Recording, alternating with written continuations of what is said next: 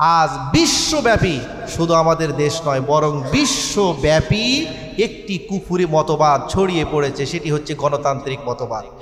এই গণতান্ত্রিক মতবাদের কারণে বিশ্বের মধ্যে প্রত্যেকটা দেশে দেশে যেই পরিমাণ দলাদলি, মারামারি, কাটাকাটি, খুনাখুনি, বিশৃঙ্খলা, রাহাজানি তৈরি হয়েছে, সৃষ্টি হয়েছে, পৃথিবীর ইতিহাসে এর চেয়ে এমন কোনো বিষয় পৃথিবীতে আগমন করে নাই, আসে নাই, যার কারণে মানুষেরা একজন পরস্পরে বেশি খুনাখুনি হয়।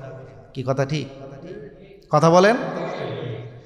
এর কারণে যেই পরিমাণ মানুষ একজন আরেকজনের ওপরে পশুত্ব সুলভ আচরণ করে, হিংস্রর মতন একজন আরেকজনের উপর ঝাঁপিয়ে পড়ে, নির্মমভাবে নির্যাতন করে, জুলুম করে, অন্যায় করে, খুনাখুনি করে, মারামারি করে দলাদলির কারণে, এর মতো কি আর অন্য কোনো বস্তুর কারণে পৃথিবীতে মানুষ খুনাখুনি করে?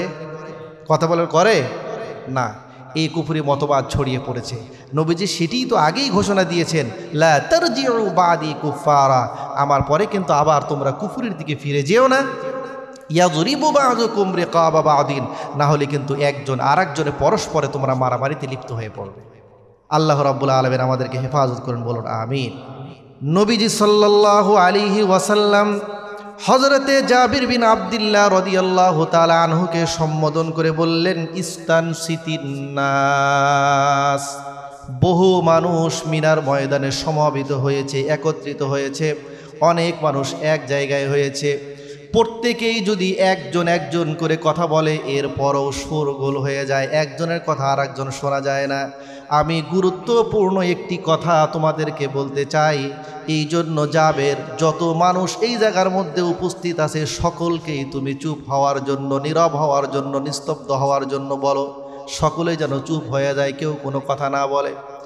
জাবের রাদিয়াল্লাহু তাআলা আনহু উপস্থিত যত সাহাবায়ে কেরাম রিজওয়ানুল্লাহি আলাইহিম আজমাইন ছিলেন, সকলকে যখন চুপ করিয়ে দিলেন, সকলেই থেমে গেল, নিস্তব্ধ হয়ে গেল, নীরব হয়ে গেল। এবার বিশ্বনবী রাহমাতুল লিল আলামিন সাহাবীদেরকে সম্বোধন করে বললেন, লা তারজিউ বা'দি কুফারা ইয়াদরিবু বা'যুকুম রিকাবা বা'যিন।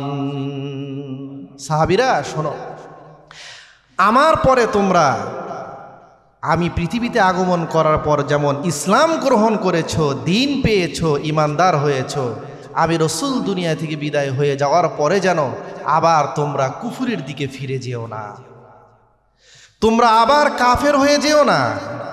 কেন?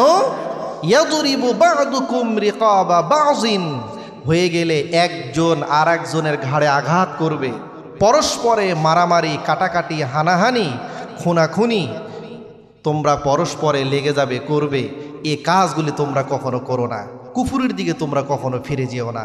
এই যে রাসূলুল্লাহ সাল্লাল্লাহু আলাইহি ওয়াসাল্লাম, লক্ষ্য করুন সবাই, নবীজি বিদায় হজের এই মিনার ময়দানে যে কথাটি বলেছিলেন, আশঙ্কা করে কুফুরের দিকে ফিরে গেলে পরস্পরে মারামারি, কাটাকাটি, হানাহানি লেগে যাবে, মানুষেরা এর মধ্যে লিপ্ত হয়ে যাবে, এই আশঙ্কা করে যে নবীজি সতর্কবাণী করেছিলেন, এই সতর্কবাণী কতটা বাস্তবায়িত হয়েছে? আজ বিশ্বব্যাপী, শুধু আমাদের দেশ নয় বরং বিশ্বব্যাপী একটি কুফুরি মতবাদ ছড়িয়ে পড়েছে, সেটি হচ্ছে গণতান্ত্রিক মতবাদ।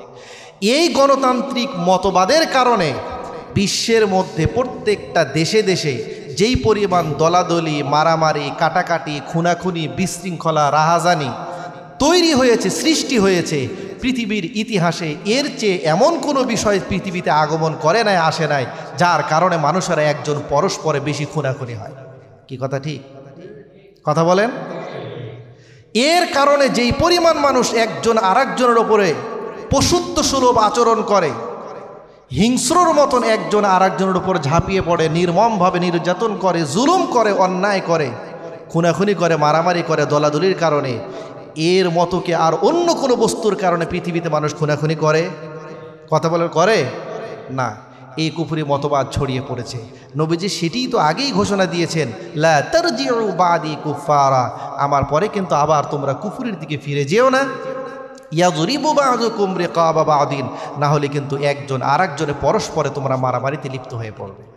আল্লাহ রাব্বুল আলামিন আমাদেরকে হেফাজত করুন, বলুন আমিন।